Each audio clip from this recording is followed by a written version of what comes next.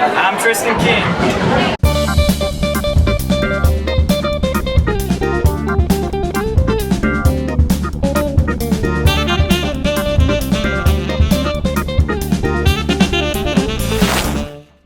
Hi, I'm Kelsey, and welcome back to Your Flock News. First up is Owen with headlines. My name is Owen, and I'm here with your headlines for Friday, March 5th. We at The Flock value truth in reporting. In order to help our viewers be more media literate, we have inserted one fake story and are inviting viewers to test their ability to detect which one it is. SpaceX's Starship prototype touched down in Boca Chica, Texas. Unfortunately, the ship pushed down heavily on its legs, and shortly after, a fire ignited on the landing pad and the ship blew itself apart. New Jersey Representative Chris Smith asked House Speaker Nancy Pelosi to investigate after 30 National Guard members fell ill after eating the food they were provided while deployed to protect the Capitol. Soon after the attack on the Capitol, January 6th, many on the right blamed the violence on Antifa. Several Fox News personalities and even elected officials echoed the conspiracy. The lie that the attack was actually Antifa was mentioned 400,000 times online in 24 hours after the insurrection, according to NPR. FBI Director Christopher Wray told the Senate Tuesday that they found no evidence of Antifa or BLM involvement in the January 6th violence. Some supporters involved in the attack have also made it clear that they, not Antifa, were responsible for the violent attack on the Capitol. Indiana state health officials announced that over 1 million people have received at least their first vaccine on Monday. In all, 1,321 people have received a first dose and 569,465 have received 2 doses of other Moderna or Pfizer vaccine. A man from Jennings County was arrested for a fatal car crash. Monday at 11:55, Cooper A. Hensley was driving down I-65. The man was speeding when he drifted off to the other lane and hit oncoming traffic. The vehicles he hit flipped multiple times off the road. When he helped arrive, they pronounced the driver that flipped the car dead at the scene, and the other 2 passengers were rushed to the hospital. Cooper A. Hensley was intoxicated and will be responsible for the death of the driver and if the 2 other passengers do not make it. Eagles, we have local breaking news for you. A large and unruly snow mob was recorded on security footage trying to break into the school 2 weeks ago. When asked about the incident, the much smaller remnant of the snow blamed the destruction on Antifa and pointed us to some large evidence near the track, suggesting that Antifa mounted their attack on horseback. Journalists here at The Flock News will attempt to get to the bottom of this shattering story and continue to separate the truth from the horse buggy. Thank you, Owen, for our headlines. Hello Eagles, welcome to your sports news. Firstly, let's talk about our amazing homecoming game against Crothersville, who through valiant effort couldn't stand up to the power of the Eagles, with the ending score being 73-55. Not only that, but this time we have a very special addition to the Flock News, and we have some special highlights from the homecoming game. Sadly, our sectional game came to a fighting loss by only 2 points, with the ending score being 55-57.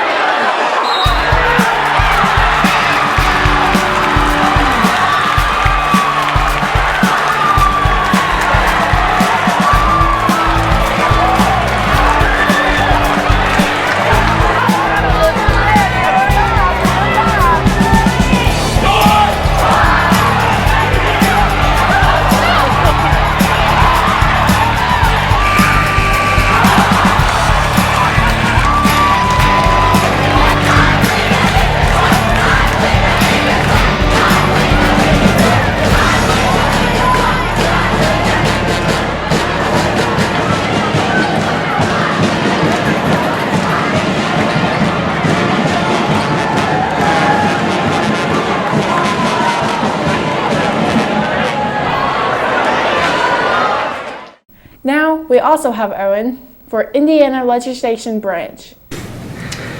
So Indiana House Bill 1005 is a bill that says eligible students are given the ability to receive a voucher that can be used for education-related expenses. So do you feel this is a good bill for our school? For our school? Yeah. Or Just in general. in general? In general, yeah. Yeah, in general, you know, we've had this in play for a while, but what this bill would be doing is just increasing the limits to allow more people access to the vouchers. And what vouchers do is it basically allows parents to take some of their taxes that they pay for the public schools and take that with them to go to the private schools, and use that for tuition, things like that. I've always been split on this issue because my children go to private schools, yet I teach in public schools. I believe in public schools. You know, I believe in the necessity of public schools and the funding we need for those. But at the same time, I believe that choice is important for parents to have and where they send their kids. And some families would benefit from being able to take advantage of these vouchers and maybe pull their kids out of a public school that's not giving their kids everything they need to take them to a private school. And that voucher could be what allows them to have the income to do that. So I believe it is a good thing, but I also believe that we have to be careful and not do too much that we actually take funding away from the public schools, because public schools are where we can bring communities together and mix students at a very young age and make sure diversity exists and understanding of backgrounds. So in general, yes, I think it's a good idea for families that want that option, but also we have to be careful on the opposite side of that and make sure we're not going too far on it. Anything else you'd like to add to it, or is that about it? I'm pretty sure that covers most of it. So. All right, thank you. No problem. Thanks, Owen. Next up is Jonathan with clay demonstration. Notice there's one side is higher than the other. If you put my finger at that, see it touching? Most of the time you can go back and push that back down. But for you guys, all you're going to do is take a needle tool. And we're going to start cutting into it, a little at a time, until it peels off. Like that. That way your rim is nice and smooth again. Just watch out that needle tool. I always like to stick it in a lump of clay like this. Right, Abby? Mm-hmm. All right. Let me get it going again. Much better. One of the most important things to do, and I mentioned it a couple times and we'll go back over it, is to keep your hands touching one another. You want to make your hands work as one. So you don't want one hand here, one hand here. I see people do that all the time. When you do that, you're working against yourself and you start wobbling. Always have somehow your hands touching. I usually like to interlock my thumbs, like this. Or if I'm choking the clay, which this is probably good enough to choke, I get my hands really wet because this is getting too wide up here. If I want to make it, I choke it like this. And that's how you make a bottle or a sphere or a globe. Make a spiral to it. See how I did that? And while everybody get a chance to come around and look at it. All right, everybody come and look inside. All those little pieces like that, you know.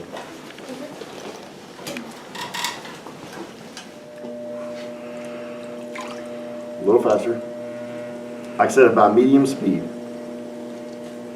All right, what I'm going to do is I'm going to push away from me, and I'm going to push down.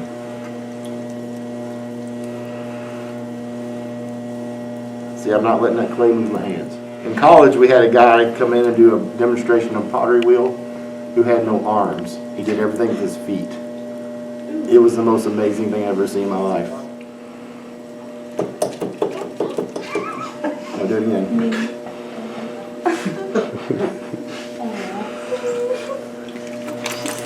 at that. Your second try, it's pretty good.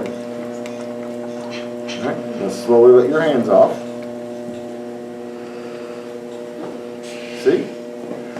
That was very interesting, Jonathan. I learned a lot. Now we have Emily with homecoming. Tonight's homecoming queen and king ceremony. My name is Blaise Sebastian, and I'm a senior member of the AHF Student Council. Our first queen candidate is Senior Chloe Baker, daughter of Jamie and Mike Richards and Travis Baker. Yeah, Chloe! She's being escorted by senior king candidate Gavin Parker. Our next queen candidate is Senior Brooklyn Eversole, daughter of Terry and Anita Eversole. Brooklyn's being escorted by senior king candidate Xavier Ray Kimberlin, daughter of Carrie Neal, Ron Everett, and Chris Kimberlin. Misty is being escorted by senior king candidate Tristan Conkler. Our next queen candidate is Senior Sydney Long. Sydney is the daughter of Joe and Jennifer Long.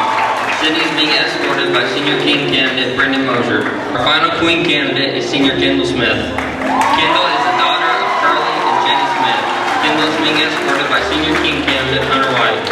Your 2021 Austin High School homecoming king is Tristan Conkler. And your 2021 Austin High School homecoming queen is Sydney Long.